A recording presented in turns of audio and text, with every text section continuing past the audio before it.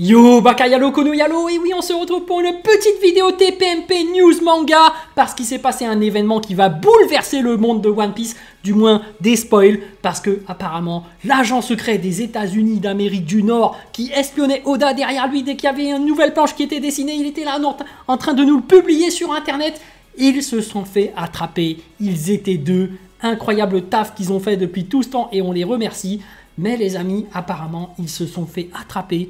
Donc on va lire cet article sur internet, mais avant de commencer la vidéo, un instant auto-promo, mais oui, mon manga Wolfius qui est disponible sur Manga Draft, effectivement. Donc vous pouvez aller sur le lien en description pour aller lire directement mon manga Wolfius. Faites-vous plaisir, c'est légal et c'est gratuit, donc là il n'y a pas de leaks illégal. Non, vous pouvez vous faire un plaisir, c'est sur Manga Draft. Vous pouvez consommer avec modération, tant que vous voulez en réalité, donc allez sur le site de Manga Draft et cliquez sur Wolfius.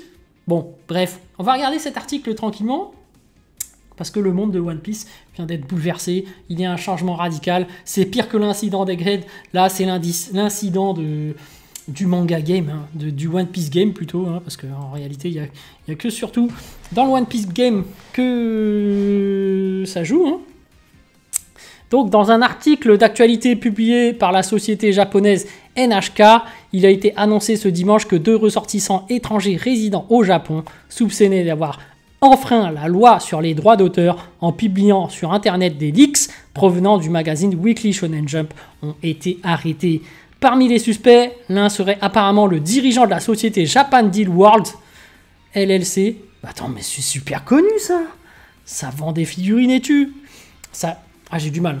Ça vend des figurines et tout. Située à Kikatu, Tokyo, l'entreprise pourrait également être poursuivie pour les mêmes chefs d'accusation en tant que personne morale. Ah ouais, là c'est carrément chaud, là. C'est carrément l'entreprise qui peut couler. Ça veut dire que eux, de base, je crois qu'ils vendent des figurines. Le fait d'avoir publié des leaks qui n'a pas forcément de rapport par rapport aux figurines, bah, ça peut couler carrément leur boîte. Donc là, ça fait mal. Alors apparemment, ils sont deux. Les deux individus sont soupçonnés de partager des leaks issus de mangas publiés dans le magazine Weekly Shonen Jump. Donc voilà, c'est le magazine quotidien où tu as toutes les nouveautés One Piece qu'on dévore depuis plus de 30 ans, je sais plus combien de temps, mais bref, ça fait super longtemps qu'on consomme ça. Et là, ils se sont fait attraper. Donc voilà, moi j'étais pas là au début pour suivre le début de One Piece, c'est pour ça que je dis 30 ans, peut-être c'est 25 ans, peut-être c'est 20 ans, je sais plus, c'est sorti quand en fait. Moi, c'est quand même assez récent par rapport à certains. Je crois que j'ai commencé il y a... Bon, je m'en rappelle plus.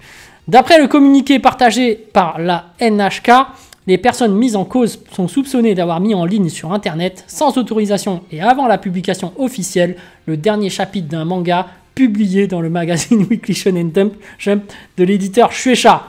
Donc d'un manga, on ne sait pas c'est lequel. Je soupçonne One Piece. Oui, je pense que c'est du One Piece. Les faits seraient déroulés en mars 2023. Après, ça se trouve, c'est parce qu'ils ont publié Sakamoto Days, tu vois, les leaks, donc c'est encore plus chaud. Déjà qu'ils les partagent à pas grand monde, se faire attraper pour autre chose que One Piece, bon bref, on va voir. Hein. Les deux hommes âgés de 36 et 34 ans, ah ouais, ils sont quand même bien comment dirais-je, je sais pas comment dire. Tu sais, c'est pas des petits jeunes, c'est déjà qui sont déjà bien... Ah, je trouve plus le mot.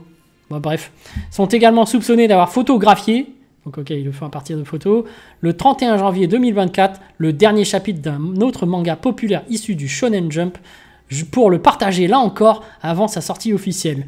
Les faits porteraient ainsi atteinte aux droits d'auteur des ayants droit. Selon les dires des enquêteurs, les suspects auraient obtenu les magazines à l'avance dans un magasin grossiste à Tokyo. En outre, la police suspecterait d'autres individus d'être impliqués dans cette affaire et a annoncé mener une enquête approfondie. Ok. Est-ce que les youtubeurs, créateurs de contenu risquent quelque chose? Parce que finalement, nous on voit passer un fichier doc, un fichier Word sur Twitter. Est-ce qu'on a le droit de le lire? C'est ce que je fais moi, hein. Je lis des résumés, donc est-ce que... En tout cas, moi je suis pas au courant, je lis des résumés, ah bon, c'est des leaks. Je pensais que c'était officiel, que c'était Oda qui avait mis ces fichiers Word sur internet, j'étais pas au courant, moi je pensais que, évidemment, un fichier Word... En plus, souvent c'est même pas Oda, c'est même pas le chapitre, des fois, c'est faux. Donc, c'est même pas un truc véritable. Donc, est-ce qu'on peut parler de leaks? Tu vois, je commence déjà à me défendre. Hein. Bon, il est encore temps de supprimer mes vidéos. Vite, vite, vite, vite. J'ai jamais leaks, non. Je ne vois pas de quoi vous parlez. Mais bref, allez, on va regarder un peu ce qu'ils disent dans l'article. Les leaks du Shonen Jump concerneraient des mangas tels que One Piece et Jujutsu Kaisen. Je m'en doutais que c'était One Piece. Bon, apparemment, il y a aussi du Jujutsu. Dans un second article publié sur le site internet du journal Asahi Shimbun, il a été précisé que des titres tels que One Piece d'Eiichiro Oda et Jujutsu Kaisen Gege Akutami font partie des mangas touchés par les fuites. Publiés chaque semaine légalement sur la plateforme Manga Plus à 16h en France, cela fait plusieurs années que ces œuvres et d'autres issues du magazine Weekly Shonen Jump sont victimes de leaks. Les chapitres sont généralement disponibles illégalement sur internet dès le jeudi qui précède la sortie officielle, parfois le mercredi. Ok. Donc voilà. Un premier pas vers la fin des leaks. J'y crois pas trop. Bien que cette arrestation soit un avertissement sérieux et un premier pas vers un potentiel arrêt complet des fuites, il est difficile d'affirmer que les chapitres ne sortiront plus à l'avance à l'avenir.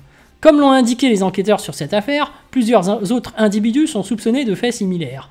Il semble ainsi difficile d'assurer qu'il sera un jour possible d'endiguer complètement les leaks à l'échelle du Japon.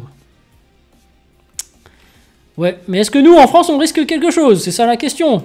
Parce que bon, on va pas se mentir, je pense que le Japon, ils sont en train de regarder surtout aux États-Unis comment vendre plus, et je pense pas qu'attraper les gens qui leaks leur apporterait beaucoup de thunes. Hein. Bon, ça leur empêchera d'en perdre un peu, mais en réalité, ça fait augmenter la hype.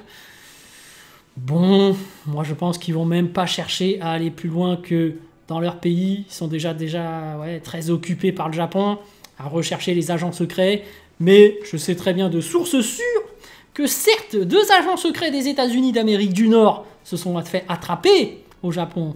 Mais de sources sûres, on m'a dit qu'un autre agent secret un agent secret de l'Italie donc serait placé à la place des agents secrets d'Amérique du Nord. Donc on voit qu'il y a une organisation internationale qui est en train de mettre en place des hommes. Je crois qu'il y a des agents secrets russes aussi qui sont là-bas. Bref, il y a des Espagnols, il y a des Français.